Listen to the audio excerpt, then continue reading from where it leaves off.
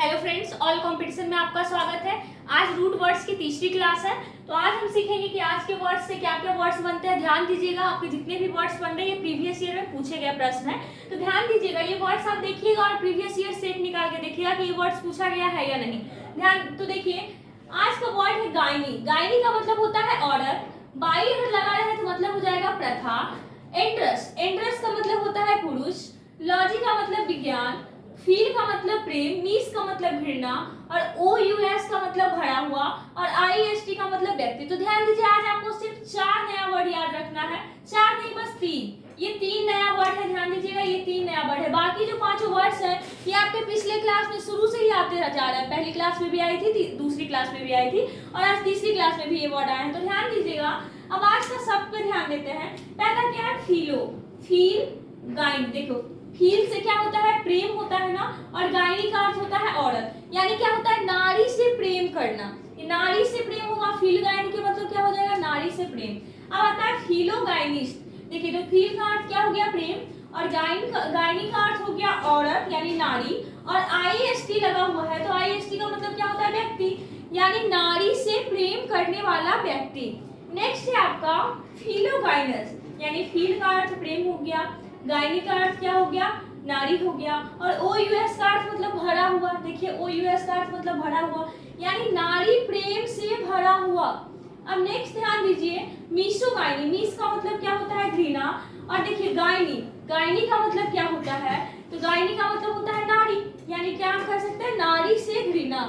Next है मीसो गायनिस्ट। तो मीस का मतलब क्या होता है?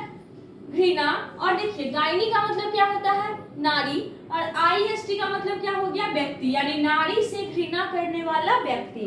अब नेक्स्ट आते हैं मीसो गायनस, यानी मीस का मतलब फिर से देखिए, मीस का मतलब क्या हो गया? घृणा। गायनी का मतलब क्या हो गया? गायनी का मतलब हो गया नारी। और उसके बाद देखना ओ यूएस लगा हुआ है, यानी भरा हुआ, यानी नारी घृणा से भरा हुआ। अब देखिए इधर वर्ड्स है पॉली एंड्री। तो देखिए, पॉली का मतलब क्या होता है? अनेक होता है। पिछले क्लास में आपको बताए थे कि पॉली का मतलब अनेक होता है। और एंड्री, एंड्रस का, देखिए एंड्रस वर्ड से ये एंट्री बना है। तो देखिए एंड्रस से ये एंट्री लिए है ना, तो एंट्री का मतलब क्या हो जाएगा?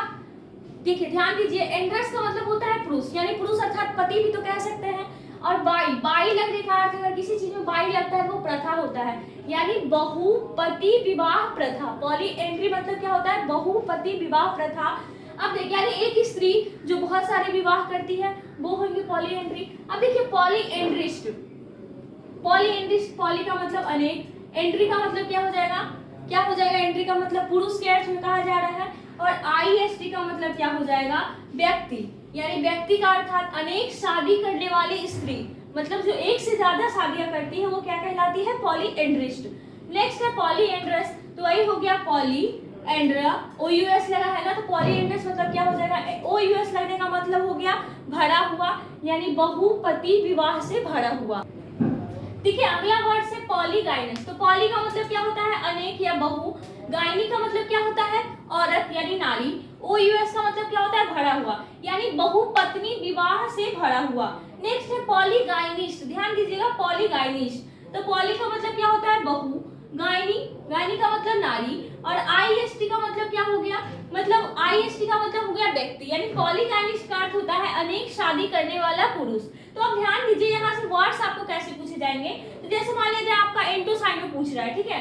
अगर आपसे पूछेगा कि पॉली एंड्रिस्ट का एंटो क्या होगा, तो पॉली एंड्रिस्ट का एंटो देखिए क्या हो जाएगा? यहाँ पॉलीगाइनिस्ट होगा, क्योंकि पॉली एंड्रिस्ट होता है अनेक शादी करने वाली स्त्री और पॉलीगाइनिस्ट होता है अनेक शादी करने वाला पुरुष। अब ध्यान दीजिएगा, वैसे ही आपसे यहाँ पे एंटो साइनो पूछेगा तो क्या हो जाएगा? देखिए यहाँ पे आपसे पूछ जाएगा कि नारी से प्रेम है ना, यानी फीलो गायनी का एंटो क्या हो जाएगा? तो मीसो गायनी होगा, या फिर मीसो गायनी का एंटो क्या हो जाएगा? फीलो गायनी। अब देखिए, अगर आपसे पूछेगा ओडब्ल्यूएस में पूछेगा कि one who loves women's, one who loves women यानी नारी से प्रेम करने वाला व्यक्ति, तो फीलो गायनिस्ट। वन हु हेट्स वीमेन तो क्या हो जाएगा? मतलब नारी से घृणा करने वाला व्यक्ति, यानी मीसो गायनिस्ट। तो इस तरह से देखिए आपके कितने सारे वर्ड्स कवर हो रहे हैं। अब हम मिलेंगे आपसे नए रूट वर्ड्स के साथ अगली क्लास में। धन्यवाद।